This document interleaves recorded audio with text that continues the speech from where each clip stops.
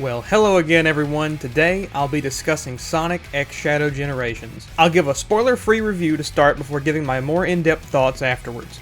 If you haven't seen my content before, I make my videos without cursing or swearing, and I include as little violence as possible. This is doubled for games intended for kids, like this game. Let's get into it. Spoiler-free thoughts. I had a great time with this game. Sonic Generations was a favorite of mine on the Xbox 360 over a decade ago, and not much has changed here on the gameplay side of things. As for the basics of the game, if you don't know, you'll go down memory lane across 18 levels designed around older Sonic games and see Sonic's friends throughout while battling Dr. Eggman and the Time Eater. But everyone is far more interested in the new Shadow Generations game. Shadow Generations builds off of Sonic Frontiers and is, for all intents and purposes, a technical sequel to Frontiers, building upon what made that game great and expanding the style of gameplay for Shadow and his abilities. Story-wise, it takes place at the same time as Generations, so it won't spoil anything if you haven't beaten Frontiers. The new abilities given to Shadow are great and work well with the open zone built for Shadow to play in. It's a fairly large sandbox, but I don't believe it even makes up a single island of Frontiers based on size. There's a vast wealth of content within though, so don't let the size of the island fool you. It took me around 12 hours to 100% Shadow Generations, around 4 hours of which could have been knocked off if I had a map of the collectibles, and only 3 hours of it were of the main story.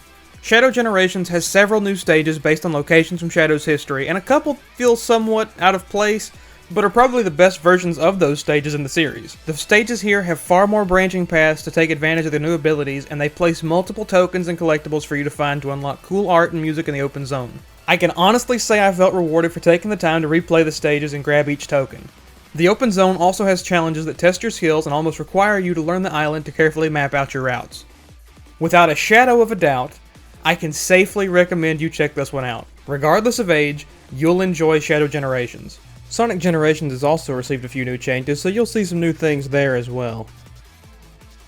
Now before we talk about the game, Sega released an animated prologue for the game written by the same writer of the Sonic IDW comics, Sonic Frontiers, and now Shadow Generations, Ian Flynn. I'd like to discuss this first because it leads directly into the story of the game. If you don't want any spoilers at all, I would recommend you leave the video and come back after you've played the game. Shadow Generations' Dark Beginnings is a beautiful little story, one of the best in Sonic's history. They go deeper into the relationship between Shadow and Maria, and how that connection builds Shadow's friendship with Rouge and Omega. It's easy to look at Dark Beginnings as something to bring you up to speed on Shadow and his story, but it makes sure not to waste your time. There are a few well-choreographed fight scenes interspersed throughout, fun character dialogue and banter between Team Dark, emotional moments with Shadow and Maria showing Shadow learning about the Black Arms that he was born from, and how he believes he is nothing more than a mindless creature filled with hatred. Dark Beginnings is a great opening for anyone who isn't familiar with Shadow, but the standout moments really get you invested. The one I've seen everyone talking about online is the ending, where the gun commander comes in and saves Shadow from having the rocket explode. I think that interaction between Rouge and Abe is nearly perfect, but I believe Rouge could have done more to persuade Shadow to just ask. Shadow had a deep friendship with his team and was willing to listen in Sonic Heroes in 06, so I'm not sure why he wouldn't afterwards. He was clearly in a rush to get to the Ark though, so I'll let it slide. Casey Lee Williams' song Without You is genuinely beautiful. It's easy to have an emotional reaction while seeing the visuals alongside of it. Shadow having PTSD from losing his family alongside him imagining the life he lost out on is very difficult to watch. It hits twice as hard realizing that after he regained his memories, this is the first time he's had to go back to the place that caused him so much trauma. It's a state we've never seen him in, and may never again. My biggest complaint with Dark Beginnings is that there isn't more of it. It gave me a lot of hope for Shadow Generations, so let's talk about that now. I won't discuss the story in extreme detail, but I'll talk about a fair portion of it later.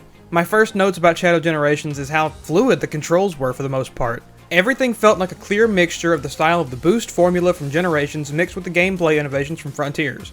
I have minor nitpicks here and there, but all in all, it's very responsive and a clear improvement over Sonic Frontiers. The level design is more sprawling, with less obvious pathways and shortcuts to take. You can even make your own with carefully boosting at the right time. I've experimented with the game a lot, trying to find new ways to break the paths, and the game seems to encourage it in a lot of ways. The new Chaos Control mechanic gives additional routes that you can't even see, very similar to Pac-Man World 2 and 3 where it'll lead you down a new path or skip entire portions of the stage. One of my biggest complaints with the Sonic games in the last decade is that I don't really like the red star rings. Those collectibles just feel unnecessary and don't give the sense of reward besides an achievement. Sonic Colors and Generations did them best, and Shadow Generations improves even further in my opinion with new tokens, giving incentives for replayability, and giving you a reason to explore the levels further. The art and music you find is a very similar reward to Sonic Generations, which is exactly the type of collectibles I love. In the white space, you can find little robots that carry pieces of Gerald's journal, and you have to shoot them down with Shadow's new abilities. These things have been a fun little challenge to find and collect. Learning more about Shadow's origin and the reason for his creation is a neat idea, and I'm very glad we got it in the game. Shadow Generations also brings back the stage challenges in the same style as Sonic Generations, with 4 challenges per stage to help you collect boss keys to face off against a few foes from Shadow's past. The challenges are built around Shadow's new playstyle, like using Chaos Control to freeze obstacles in time to make it to the goal within the time limit, or shooting down a number of targets with the Chaos Spear or the new Doom Spear attack. Something to note about Shadow Generations in specific, there are a lot more instances of having to press a button to progress inside of the stages, like throwing a spear at an enemy to stun them, or at a button to open a door. These were slightly annoying for me at first, but I've come to appreciate them. I think the second level of the arc is probably the worst it gets. The boss fights incorporate some of these new abilities though, so let's talk about them first. As I mentioned previously, the Doom Spear allows Shadow to lock on to up to 5 different targets at once. There is another attack that is probably my favorite of the bunch, called Doom Blast, that lets you throw an enemy into the air and launch it into the distance, then warp to it and kick off of it. This ability is way too overpowered and allows you to skip around the level if you know how to use it. It really encourages you to play around with it and learn new tricks. The Doom Surf lets you ride on top of water around the open zone and the water in Kingdom Valley, which is a very welcome change. I think it's an awesome utility to have, even if it is slightly clunky in its controls. Next up is the Doom Morph, which is probably my least favorite of the bunch. Shadow can jump through purple goo and turn into a squid-like creature, which allows him to swim up walls and ceilings covered in slime, and even swing through goo orbs on the map.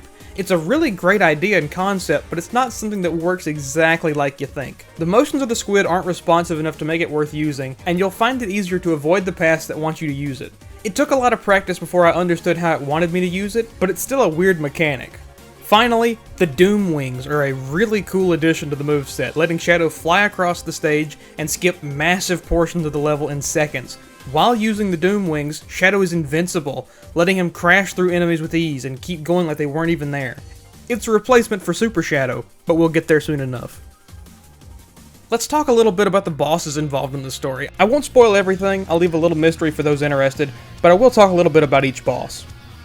The Bio Lizard makes his return with a very similar opening phase to his original appearance in Sonic Adventure 2, but he has a few new tricks up his sleeve. Most interesting to me was the fact that Shadow feels pity for him now. No longer feeling triumphant about the fight, he now tells him he will end his suffering. Metal Overlord returns and has a much more engaging fight than in Sonic Heroes, though I'm interested to know if Shadow alone could defeat him. I think that having this fight take place entirely in the water was a smart choice that lets the player get further acquainted with the Doom Surf. The experience will come in handy later. Mephiles the Dark makes a very special return, especially given he was erased from the timeline and, more importantly, Shadow's memory.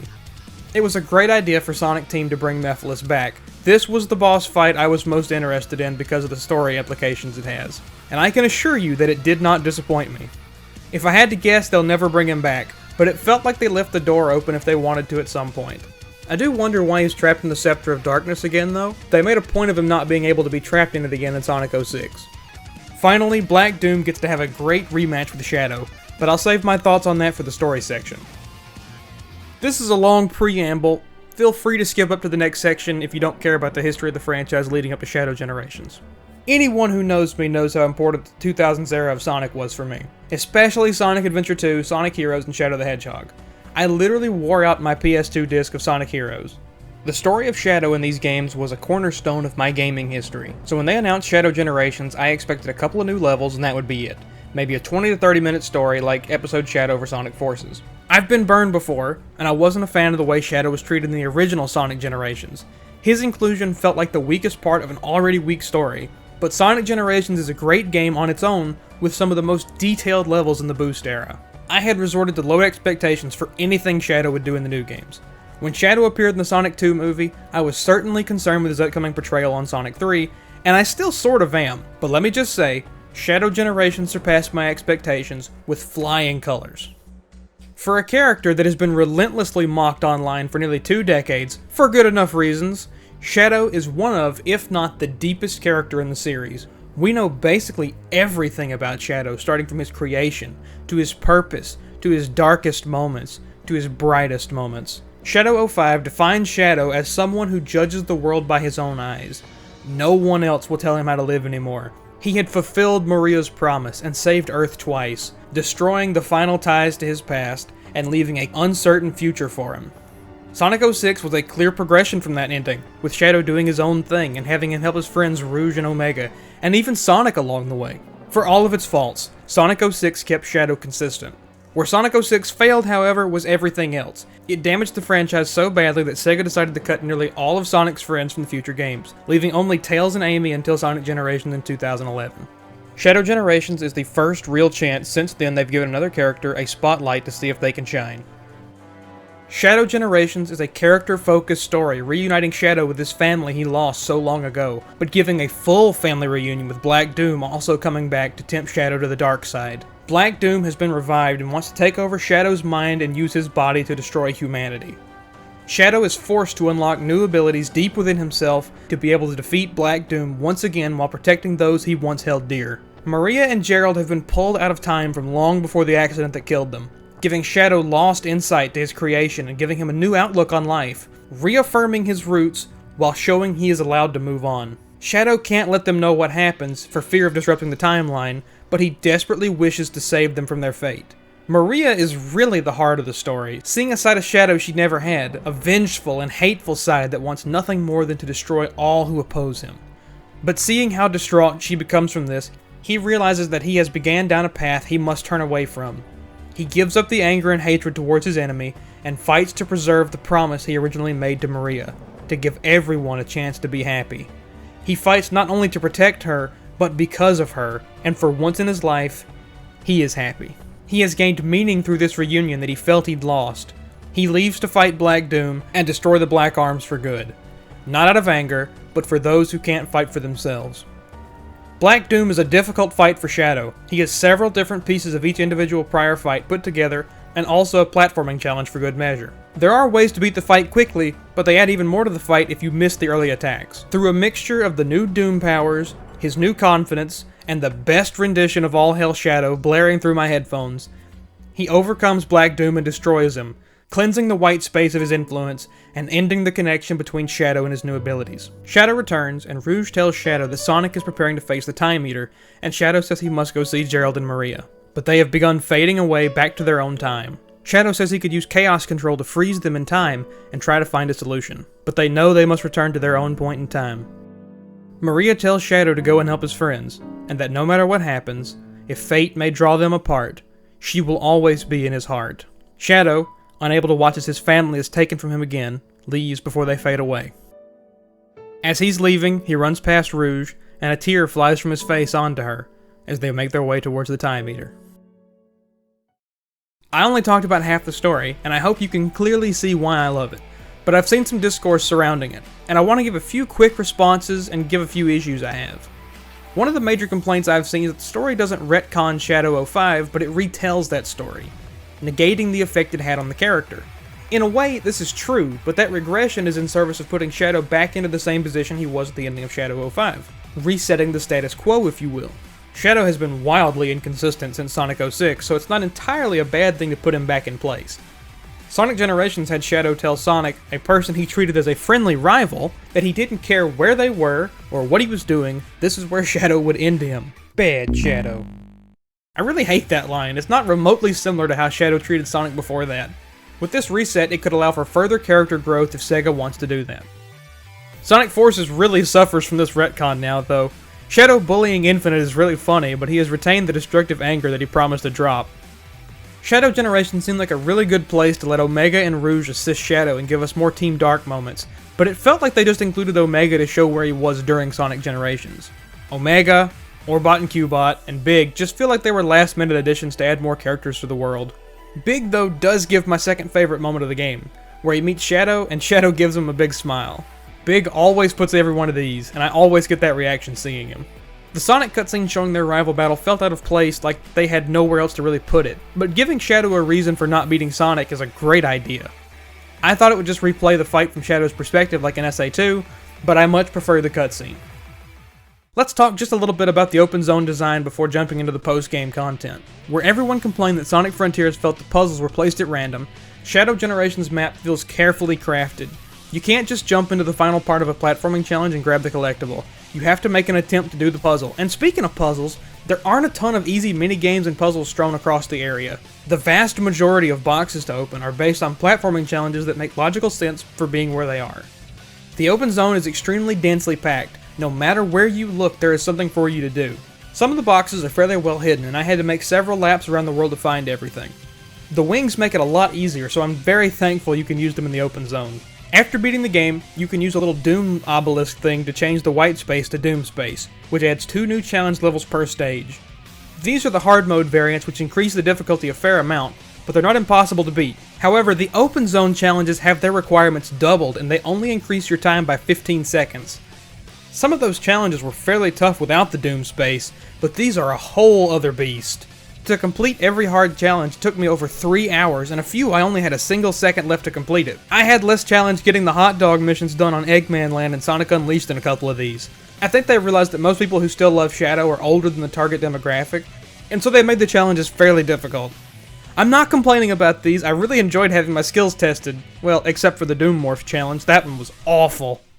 If you do pick this game up, please be sure to talk to the characters you save after each boss. They have new dialogue at different points in the story. My personal favorites being Omega telling Shadow that he could possibly mutate his arm into a gun, or Omega worrying about Rouge, or Big the Cat asking Shadow to teach him Chaos Control. Wait, Big met Princess Elise? I never thought they'd mention her again.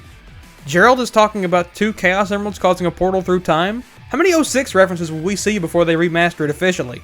To say that Shadow Generations is a good game is an understatement. I think Shadow Generations is a great game, and those who were on the fence after Sonic Frontiers should give this one a shot. I think you'll enjoy it at least half as much as I have. I'm giving the Shadow Generations portion of the game a 9 out of 10. If the next game in the series is anything like this one, Sonic Team will keep dragging me back to see where they take these characters next. I played the Sonic series from Sonic Adventure 2 all the way up to Sonic 06 over the month of October live on Twitch, and I had a great time hanging out with those of you that stopped in the chat. I wanted to show a couple of clips of me playing so that you can see what we get up to over there. Feel free to follow if you're interested. I heard about those strange looking folks, the Black Arms. I heard they invaded the Earth and tried to eat everyone. I don't know why. Fish are much easier to catch. Tell them I'll catch all the fish they want. Maybe then they'll calm down. No use. This will end you. No use. This will end you. No use. No use. This will end me. Oh no.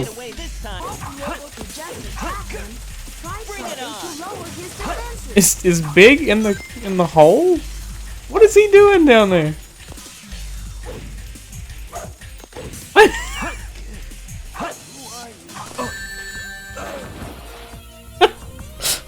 What is he doing in the hole? Is he drowning? Did anybody play Call of Duty Ghosts? You guys remember what happened at the end of that game with the I can't remember the main guy's name. It was either Hash or Logan or something like that. Whichever one was the main character. He gets his arm broken by Rourke, and then Rourke shoves him in a hole in the jungle. Yeah. We're playing Call of Duty Ghosts 2 right now. Sonic Generations is one of those games where you can always boot it up and play and have a good time. Sonic Team had Ian Flynn rewrite some of the story of Sonic Generations as well in an attempt to better connect the two. Quite frankly, it needed a rewrite, but very little has actually been changed here. Most of the lines are the same, but they've been redubbed by the modern voice cast. A couple of lines feel out of place with the cutscene animation, like this one. Thanks, Sonic. Now then, tell me, where is the rest of my island? But I don't see much of an issue with most of it. A lot of people hate the references to older Sonic media, but it was more out of place for Sonic to not recognize Green Hill or Chemical Plant in the original release. The Time Stones line wasn't great though, in my opinion. We're traveling through time, Sonic! Without the Time Stones? The new additions to Sonic Generations are the Drop Dash for both classic and modern Sonic, and new Chow collectibles that do nothing as far as I can tell. Why won't you just bring back the Chow Garden, Sega? You already have the models made here. If you haven't played Sonic Generations before, I can't recommend this collection enough. I'm sorry for this video having such an odd structure, but I hope you enjoyed, and if you picked the game up, please let me know your thoughts in the comments below. I'm always happy to hear what you think. If you've enjoyed, please leave a like and subscribe for more content. Thanks for watching, I hope you have a great rest of your day.